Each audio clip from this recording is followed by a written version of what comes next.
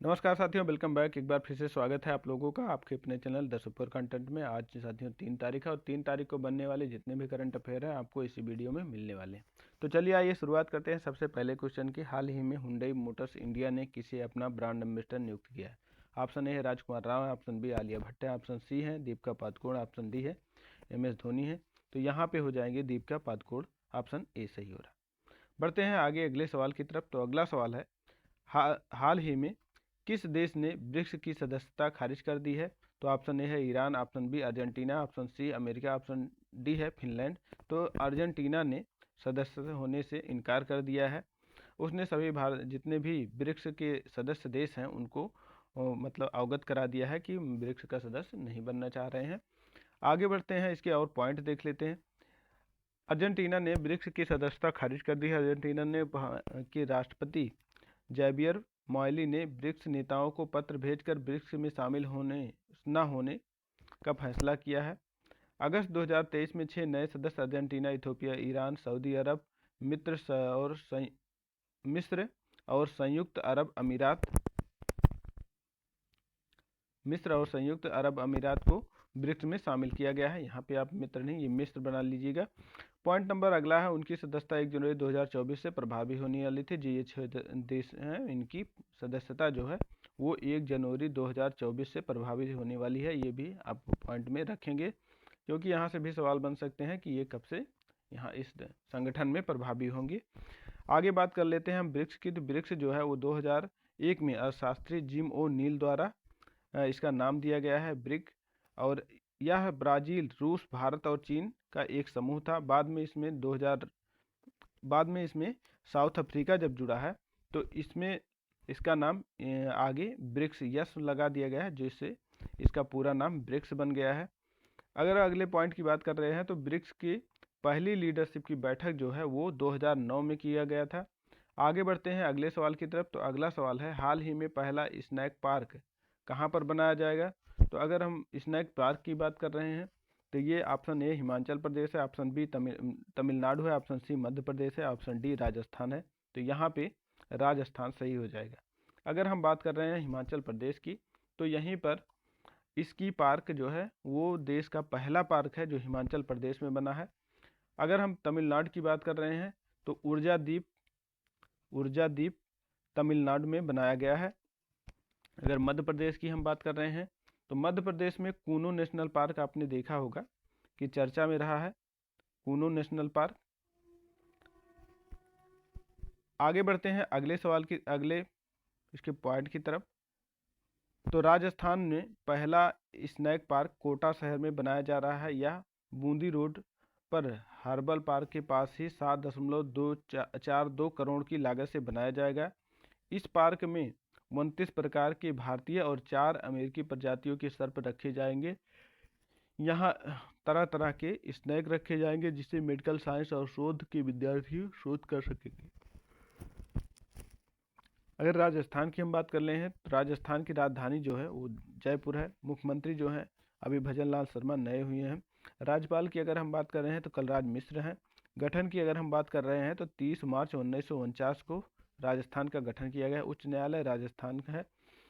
और अगर national park की हम बात कर रहे हैं तो केवलादेव घाना राष्ट्रीय उद्यान, मकरंदा बाघ अभ्यारण्य यहीं पर देखने को आपको मिल जाएगा।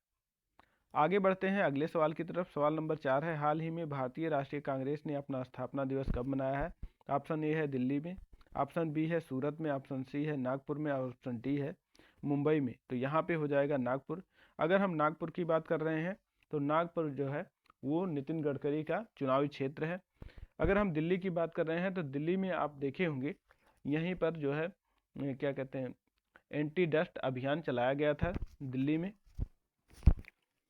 अगर सूरत की बात कर रहे हैं तो सूरत में आपने अभी हाल ही में पढ़ा होगा कि दुनिया का सबसे बड़ा कार्यालय का उद्घाटन सूरत में किया गया है। आगे बढ़ते हैं अगले सवाल की तरफ। तो अगला सवाल है, इसके पॉइंट थोड़ा सा देख लीजिए। महाराष्ट्र के नागपुर में भारतीय राष्ट्रीय कांग्रेस की स्थापना दिवस मनाया गया है। भारतीय राष्ट्रीय कांग्रेस की स्थापना जो है वो 28 दिसंबर 1885 को मनाया 85 1885 को इसकी स्थापना की गई थी। स्थापना जो है वो AU ने किया था। 2023 में भारतीय राष्ट्रीय कांग्रेस का 139वां स्थापना दिवस मनाया गया है। आगे बढ़ते हैं अगले सवाल की तरफ। तो अगला सवाल है, किस पड़ोसी देश की सरकार ने नए साल के जश्न पर प्रतिबंध लगा दिया है? तो ऑप्शन ए है Pakistan, option B Afghanistan, option C Myanmar है, ऑप्शन डी बांग्लादेश है। तो यहाँ पे जो हो जाएगा पाकिस्तान ने मनाया है। आगे इसके पॉइंट देख लेते हैं। तो इजराइल और हमास के बीच जारी जंग के दौरान पाकिस्तान सरकार ने फिलिस्तीनियों के साथ एकजुटता दिखाने की कोशिश की है। इसके चलते ही पाकिस्तान के कार्यवाहक प्रधानमंत्री अनवरुल हक काकर ने 28 दिसंबर को गाजा के समर्थन पर देश के नए साल के जश्न पर प्रतिबंध लगाने की घोषणा की है। अनवरुल हक काकर ने पाकिस्तानियों से फिलिस्तीन के साथ एकजुटता दिखाने एवं नए साल पर विनम्रता दिखाने की अपील की है। पॉइंट नंबर 4 है, उन्होंने कहा है कि 7 अक्टूबर को इजराइल बमबारी शुरू होने के बाद हिंसा में अन्याय के सभी सीमाओं को पार करने वाली इजरायली सेना अब तक कुल 9,000 बच्चों की मौत और 21,000 से अधिक फिलिस्तीनियों को मार दिया है। इसी के लिए ये लोग नए वर्ष का जश्न नहीं मना रहे हैं। आगे बढ़ते हैं अगले सवाल की तरफ। तो अगला सवाल है, केंद्र सरकार ने केंद्रीय रिजर्व पुलिस बल के महानिदेशक DG किसे नियुक्त किया है? तो अनीश दयाल हो जाएंगे, ऑप्शन ए। अगर ऑप्शन बी की बात कर रहे हैं तो सुजाय लाल थाउसेन है। ऑप्शन सी की अगर बात करें तो मनोज सोनी है। ऑप्शन डी है राजू गावा है।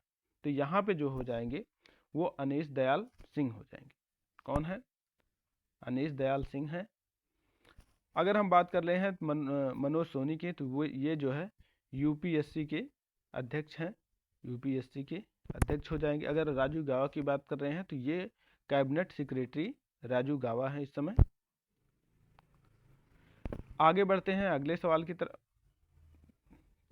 तो अगला सवाल है, केंद्र सरकार ने भारत तिब्बत सीमा पुलिस ITBP का नया महानिदेशक किसे नियुक्त किया है? ऑप्शन ए नितिन अग्रवाल है, ऑप्शन बी है राहुल रसगोत्रा है, ऑप्शन सी है रश्मि सिन्हा है, ऑप्शन डी है रवि सिन्हा। तो यहाँ से जो हो जाएंगे वो हो जाएंगे राहुल रसगोत्रा हो जाएंगे।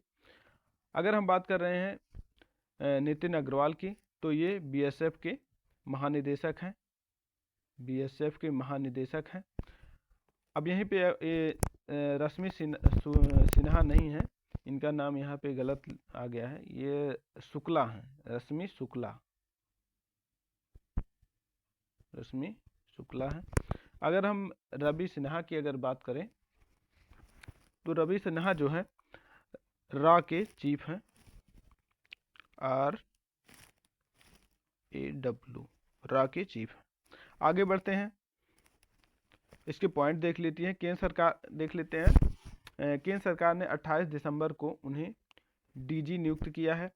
अगला पॉइंट है, कार्मिक विभाग के आदेश के अनुसार उन्हें 30 सितंबर 2025 तक यानी उनकी रिटायरमेंट की तारीख तक उन्हें नियुक्त किया गया है। राहुल रसगोत्रा जो है मणिपुर कैडर के 1989 बैच के IPS अधिकारी हैं। ITBP भारत तिब्बत सीमा पुलिस की स्थापना 24 अक्टूबर 1962 को किया गया है। मुख्यालय जो है नई दिल्ली में। महानिदेशक राहुल रसगोत्रा हो जाएंगे। आगे बढ़ते हैं अगले सवाल की तरफ। तो अगला सवाल है, 99वें तानसेन संगीत समारोह 2023 में तानसेन सम्मान से किसे सम्मानित किया गया है? ऑप्शन ए है पुष्पा भारती, ऑप्शन बी है शिव शंकरी, ऑप्शन सी है कैलाश सत्यार्थी और ऑप्शन डी है पंडित गणपति भट्ट है। तो यहाँ पे जो ऑप्शन सही हो जाएगा वो पंडित गणपति भट्ट हो जाएंगे।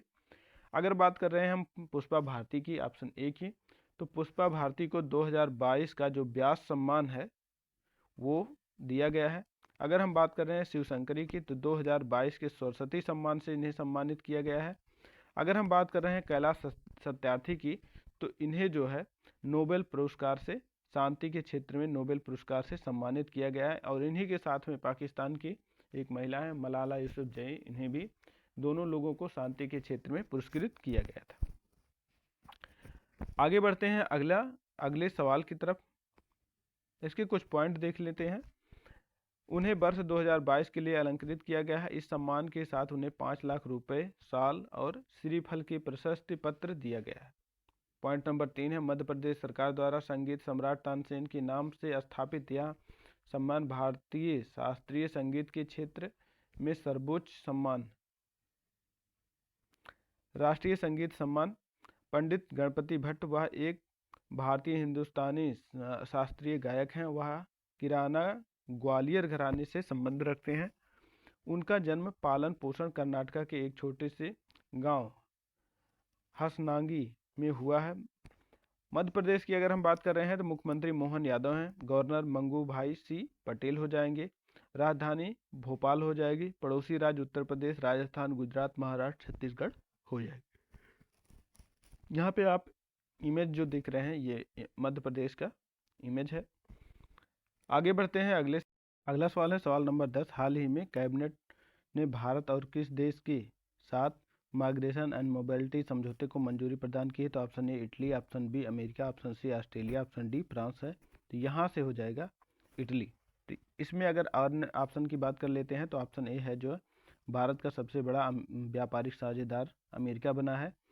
अगर बात कर रहे हैं ऑस्ट्रेलिया की तो ऑस्ट्रेलिया जो है अभी यहाँ पे मुक्त व्यापार समझौते को मंजूरी दिया है।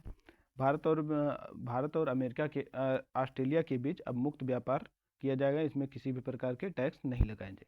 अगर हम बात कर रहे हैं तो फ्रांस की, तो फ्रांस जो है राफेल विमान यहीं से फ्रांस से लिए गए थे। 36 राफेल विमान की जो खरीदारी की गई थी वो फ्रांस से ही किया गया था। आगे बढ़ते हैं, इसके पॉइंट देख लेते हैं।